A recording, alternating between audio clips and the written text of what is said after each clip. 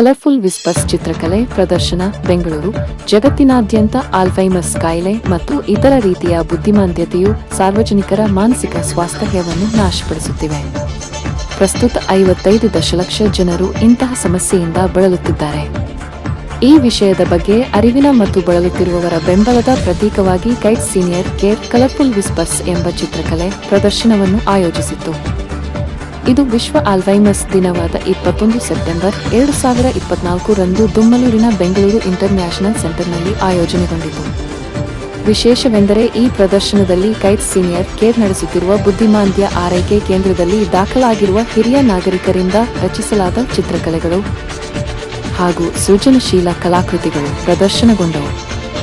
ಬೆಂಗಳೂರಿನ ಸಂಚಾರ ವಿಭಾಗದ ಜಂಟಿ ಆಯುಕ್ತರಾದ ಐಪಿಎಸ್ ಅಧಿಕಾರಿ ಎನ್ ಅನುಜೇತ್ ಅವರು ಮಾತನಾಡುತ್ತಾ, ಹಿರಿಯರ ಅನುಭವ ಮತ್ತು ಸೃಜನಶೀಲ ಮನೋಭಾವವನ್ನು ವೀಕ್ಷಿಸಲು ಇದೊಂದು ಸ್ಫೂರ್ತಿದಾಯಕ ಮತ್ತು ಉತ್ತಮ ಕಾರ್ಯಕ್ರಮ. ಬಾಧಿತರಾದವರಿಗೆ ನಾವು ಜಾಗೃತಿ ಮೂಡಿಸುವುದನ್ನು ಮತ್ತು ಬೆಂಬಲವನ್ನು ನೀಡುವುದನ್ನು ಮುಂದುವರಿಸಬೇಕು ಎಂದು ಹೇಳಿದರು. ಲೈಫ್ಬ್ರಿಡ್ಜ್ ಸೀನಿಯರ್ ಕೇರ್ ಪ್ರೈವೇಟ್ ಲಿಮಿಟೆಡ್ನ ಗ್ರೂಪ್ ಸಿಇಒ ಡಾ. ರೀಮಾ ನಾಡಿಗ್ ಬುದ್ಧಿಮಾಂದ್ಯತೆ ಮತ್ತು ಆಲ್ಝೈಮರ್ ಪೀಡಿತ ವ್ಯಕ್ತಿಗಳ ಬಗ್ಗೆ ಸಹಾನುಭೂತಿ ಹೊಂದುವುದು ಅತ್ಯವಶ್ಯಕವಾಗಿದೆ ಎಂದು ನುಡಿದರು.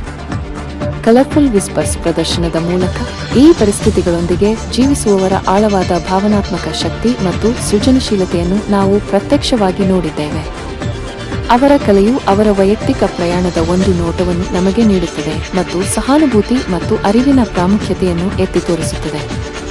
ಬುದ್ಧಿಮಾಂದ್ಯತೆಯ ಆರೈಕೆಯನ್ನು ಮತ್ತಷ್ಟು ಬೆಂಬಲಿಸಲು ಮತ್ತು ಸಮರ್ಥಿಸಲು ಈ ಕಾರ್ಯಾಚರಣೆಯಲ್ಲಿ ನಮ್ಮೊಂದಿಗೆ ಸೇರಲು ನಾವು ಪ್ರತಿಯೊಬ್ಬರನ್ನು ಆಹ್ವಾನಿಸುತ್ತೇವೆ. ಈ ಸಮಸ್ಯೆಯ ಬಾಧಿತರಿಗೆ ಅಗತ್ಯವಾದ ಸಹಾನುಭೂತಿ, ತಿಳಿವಳಿಕೆ ಮತ್ತು ನೆರವಿನ ಹಸ್ತವನ್ನು ಚಾಚುವುದು ಅವಶ್ಯಕವಾಗಿದೆ ಎಂದು ತಿಳಿಸಿದರು.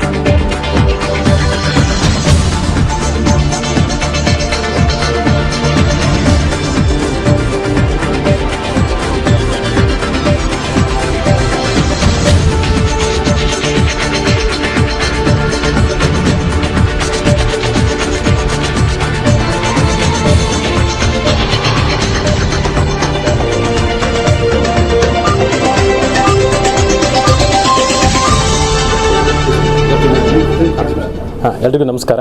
ಇವತ್ತು ಬೆಂಗಳೂರಿನಲ್ಲಿ ವರ್ಲ್ಡ್ ಅಲ್ಝೈಮರ್ಸ್ ಡೇ ಅಂದರೆ ಸೆಪ್ಟೆಂಬರ್ 21ರ ಅಂಗವಾಗಿ ಕೈಟ್ಸ್ ಸಂಸ್ಥೆ ವತಿಯಿಂದ ಇಲ್ಲಿ ಒಂದು ಚಿತ್ರ ಪ್ರದರ್ಶನವನ್ನು ಆಯೋಜಿಸಿದ್ದಾರೆ. ಇದು ವಿಶೇಷತೆ ಏನಂತ ಹೇಳಿದ್ರೆ, ಈ ಚಿತ್ರಗಳನ್ನು ಯಾರು ಡಿಮೆನ್ಷಿಯಿಂದ ಬಳಲ್ತಾ ಇದ್ದಾರೆ ಅವರು ಇದನ್ನು ಬಿಡಿಸಿದ್ದಾರೆ ಮತ್ತು ಇಲ್ಲಿ ಪ್ರದರ್ಶನ ಮಾಡಿದ್ದಾರೆ.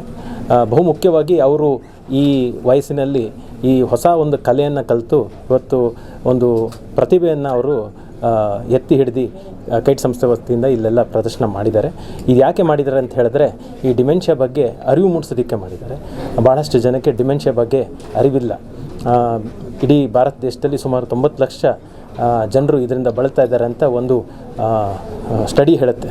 ಹಾಗಾಗಿ ಇದ್ರ ಬಗ್ಗೆ ಎಲ್ಲರೂ ಅರಿವನ್ನು ಮಾಡಬೇಕಾಗಿದೆ, ನಮ್ಮ ಕೈ ಜೋಡಿಸ್ಬೇಕಾಗಿದೆ. ಯಾಕಂದರೆ ಮುಪ್ಪುತನ ಬಂದ ಕೂಡಲೇ ಎಲ್ಲರೂ ಕೂಡ ಇವರಿಗೆ ವಯಸ್ಸಾಗಿದೆ, ಮರುವಿನ ರೋಗ ಅಥವಾ ಇದೊಂದು ಸೈಕ್ಯಾಟ್ರಿಕ್ ಪ್ರಾಬ್ಲಮ್ ಅಂತ ತಿಳ್ಕೊಂಡ್ರೆ ಇದು ಯಾವುದೂ ಅಲ್ಲ. ಇದು ಇಟ್ಸ್ ಎ ನ್ಯೂರಲಾಜಿಕಲ್ ಕಂಡೀಷನ್. ಎಲ್ಲರೂ ಕೂಡ ಇದ್ರ ಬಗ್ಗೆ ಅರಿವು ಮಾಡಿಕೊಂಡು ಅವ್ರಿಗೆ ಒಂದು ಡಿಗ್ನಿಫೈಡ್ ಲೀಡ್ ಮಾಡೋದಕ್ಕೆ ನಾವು ಸಹಕರಿಸಬೇಕಾಗಿದೆ. ಆದ್ದರಿಂದ ಈ ಅರಿವು ಮೂಡಿಸೋದಕ್ಕೆ ಇದು ಮಾಡಿದ್ದಾರೆ. ನಾನು ಕೈಟ್ ಸಂಸ್ಥೆಗೆ ತುಂಬ ಹೃದಯದ ಕೃತಜ್ಞತೆ ಅರ್ಪಿಸ್ತೇನೆ. ತಾವೆಲ್ಲರೂ ಕೂಡ ಇದ್ರ ಬಗ್ಗೆ ಪ್ರಸಾರ ಮಾಡಿ ಡಿಮೆನ್ಷಿಯಾ ಬಗ್ಗೆ ಅರಿವು ಮೂಡಿಸ್ಬೇಕಂತ ಕೇಳ್ತೇನೆ. ನಾನು ಸ್ವಲ್ಪ ಪ್ರಯತ್ನ ಮಾಡ್ತೀನಿ ಕನ್ನಡದಲ್ಲಿ ಮಾತಾಡೋಕ್ಕೆ. ಸೊ ತುಂಬ ಥ್ಯಾಂಕ್ಸ್ ನಿಮಗೆ, ನೀವು ಎಲ್ಲರೂ ಬಂದಿದ್ದೀರಾ ಇಲ್ಲಿ. So the exhibition is on the World Alzheimer's Day to increase awareness about dementia, exactly what dementia ಏನಿದೆ ಅಂತ, ಏನು ಮಾಡ್ಬೋದು, ಹಿಂಗೆ ಡಯಾಗ್ನೋಸ್ ಮಾಡ್ಬೋದು, ಯಾರಿದ್ದಾರೆ ನಿಮಗೆ ಸೊಲ್ಯೂಷನ್ ಕೊಡೋಕ್ಕೆ ಅದ್ರ ಬಗ್ಗೆ, ಆ್ಯಂಡ್ ಯಾರು ಮಾಡಿದ್ದಾರೆ ಅವರು we get inspiration from the lives of the people who have done these paintings is what we are all here together to celebrate. We are very happy that these spaces have been created in our center by the elders who we are taking care of.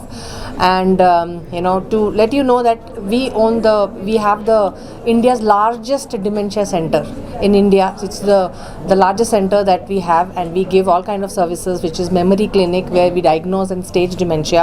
We have daycare centers for the people suffering from moderate dementia, and full-time residential care for people who are suffering from advanced stages of dementia. So yes, this is all that is created by us, and our team has helped bring this up. Thank you all so much for being here and helping us in spreading out the awareness for dementia, that attention that it requires. Thank you all so much. Thank you.